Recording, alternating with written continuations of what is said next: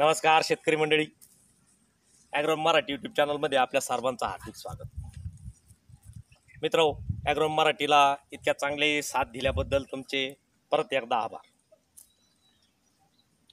मित्रो, आजचा विषय गावरान गुलाबापासून गुलकंदची निर्मिती कशी करणार. याला काही मशिनरी लागणार नाहीये, कुठली लाईट लागणार नाहीये. फक्त एक प्रायोगिक तत्वावरती आपल्याला हे करून जर बघितलं तर एक चांगला व्यवसाय यामधून निर्माण होण्याची मोठी शक्यता आहे. विशेष करून अजून विद्यापीठात सुद्धा या प्रकारचा प्रयोग झालेला नाही. पण एक सिलेक्टिव्ह लेवलला, जसं गाव लेवलमध्ये ह्या गावरान फुलांची घराच्या अवतीभोवती आपण जशी लागवड करतो, ही फुलं येतात अशीच वाळून जातात. तर त्याच्यापेक्षा जर आपण शेतात नेऊन जर 10-20 गुंठे जर याची लागवड केली तर याच्यातून चांगला एक व्यवसाय निर्माण होऊ शकतो आणि आपण चांगल्या प्रकारे ह्या फुलाद्वारे गुलकंद तयार करू शकतो.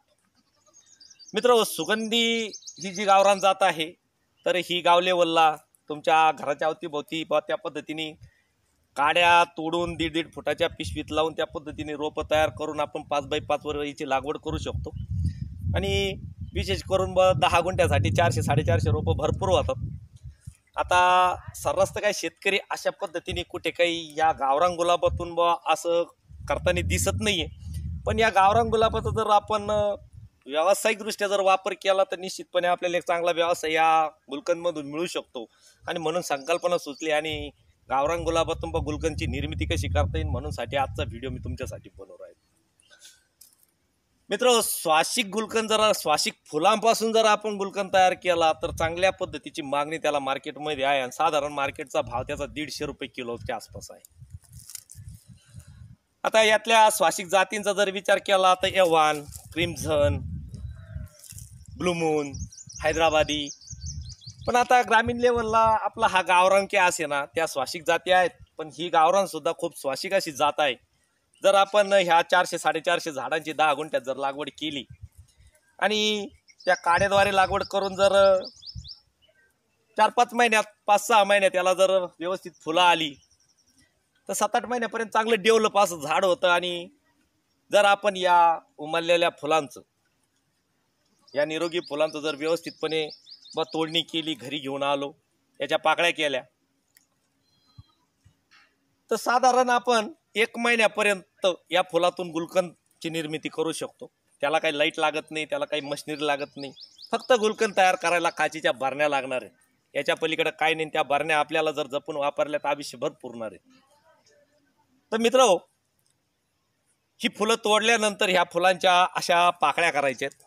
अशा पाकळ्या केल्यानंतर ह्या बघा, ह्या अशा पाकळ्या केल्यानंतर ह्या पाकळ्यांचा साधारण 1 ते 1.5 इंच थर द्यायचा आहे. आणि त्यानंतर याच्यावरती खडी साखरचा थर द्यायचा. असं करत करत म्हणजे थरावर थर देत देत 1-1.5 इंचाच्या पाकळ्या आणि 1-1.5 त्या पाकळ्यांवरती 1 थर खडी साखर, अशा पद्धतीने ती बरणी फुल भरत आणायची. ती बरणी भरल्यानंतर ती 2 ते 3 दिवस उन्हात ठेवायची. कारण उन्हामुळं खडी साखरेचं त्या टेम्परेचरने पाणी होतं. आणि नंतर 2-3 दिवसानंतर त्या बरण्या उचलून आपल्याला सावलीत ठेवायची. मित्रो, 25 ते 30 दिवसात खूप चांगल्या प्रकारचं गुलकंद या गावरान फुलाच्या माध्यमातून तयार होतं. आणि याची मार्केटची जर व्हॅल्यू काढली तर 150 रुपये किलोने आपण याला मोठमोठ्या मॉलमध्ये म्हणा किंवा चांगले मोठमोठे जनरल स्टोअर म्हणा किंवा वैयक्तिक पातळीवर जसं आम्ही तयार केलंय, घेणारी मंडळी खूप आहे. पण गुलकंदमध्ये ड्रॉबॅक एक आहे की फुलावरती कुठल्याही प्रकारे रासायनिक इन्सेक्टिसाइड ज्याला म्हणूया आपण, की त्या पद्धतीच्या विषारी फवारण्या करू नये. कारण गुलकंदाची निर्मिती आपण करणार आहे. त्यासाठी जर आपण दशपर्णी अर्काचा किंवा अन्य काही गोष्टीचा वापर केला तर चालू शकेल. कारण का तर हा व्यवसाय करताना या गोष्टीकडे खूप प्रामुख्याने हे लक्ष ठेवावं लागणार आहे आपल्याला. आणि हा व्यवसाय इमानदारीने करावा लागणार. म्हणूनसाठी मित्र, यदा कदाचित आता रोगाला जर कंट्रोल करायचा असेल, 10पर्णी अर्काने करायचा असेल किंवा आता इन्सेक्टिसाइडनी करायचा असेल तर मग त्याला पर्यायाने एक काम करावं लागेल. आणि आपलं एक त्रास वाढेल की या फुलाला व्यवस्थितपणे तोडल्यानंतर, पाण्यात धुतल्यानंतर याच्या पाकळ्या आपल्याला हवेच्या माध्यमातून वाळून घ्यावा लागतील, की जेणेकरून आपण जे धुतलेलं पाणी आहे त्याच्यावर राहणार नाही. आणि त्याच्यानंतर आपल्याला ही खडी साखरेची आणि या पाकळ्याची त्या बरणीत त्या पद्धतीने थरावर थर देऊन ती प्रक्रिया करून गुलकंद तयार करावं लागेल. तर मित्रहो, जर प्रयोगांती करून बघितलं आणि यातलं मर्म जर आपल्याला सापडलं तर निश्चित स्वरूपात हा एक चांगला शेतकऱ्यांसाठी एक पूरक व्यवसाय खूप चांगल्या पद्धतीने निर्माण होऊ शकतो. कारण हा शारीरिक शक्तिवाढीसाठी किंवा बऱ्याचशा तापांसाठी किंवा अन्य रोगांसाठी पण याचा आयुर्वेदिक उपयोग होतो आणि म्हणूनसाठी याला चांगली मागणी आहे. फक्त जे आपण औषधं वगैरे वापरणार आहोत किंवा ज्या औषधाचा वापर करणार आहोत ते फक्त आपल्याला विचार करून करावा लागणार आहे. आणि जर एवढं करून आपण केलं असतं त्याची दक्षता घेऊन आपल्याला तो गुलकंद तयार करावा लागणार आहे. म्हणूनसाठी मित्र, याला लाईट लागत नाही, याला बाकीचं काही भांडवल लागत नाही. फक्त आपल्याला 10-20 गुंठ्यात याचा प्रयोग करण्यासाठी व ही झाडं लावा लागणार आहेत. आणि मार्केटमध्ये जर 150 रुपये किलोनी गुलकंद विकत असेल तर 65 ते 70 रुपये खडी साखरेचा भाव आहे.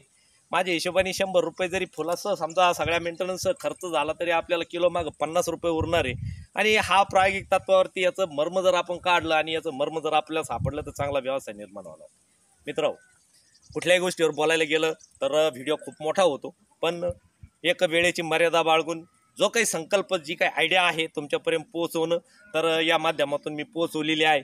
तुमचंही डोकं त्याच्यात घाला, आणखीन काही रिसर्च त्याच्यात करता आला तर निश्चित करा आणि त्या पद्धतीने आपल्या व्यवसायाची निर्मिती करून आपल्या शेताच्या कच्च्या मालाची पक्की निर्मिती, असाच हा एक प्रकार असणार आहे. आणि म्हणूनसाठी आता इथून पुढे कच्च्या मालातून पक्क्या मालाची निर्मिती कशी करायची हे येणाऱ्या पुढच्या व्हिडिओमध्ये मी तुमच्यासाठी खूप शाश्वतपणे घेऊनच येणार आहे. पण जे प्रयोग कधीतरी जे कुठल्या गोष्टी आहे ज्या मागं सुटल्या, कधी विचारच झाला नाही, संकल्पना सुचली म्हणून हा व्हिडिओ तुमच्यासाठी बनवला.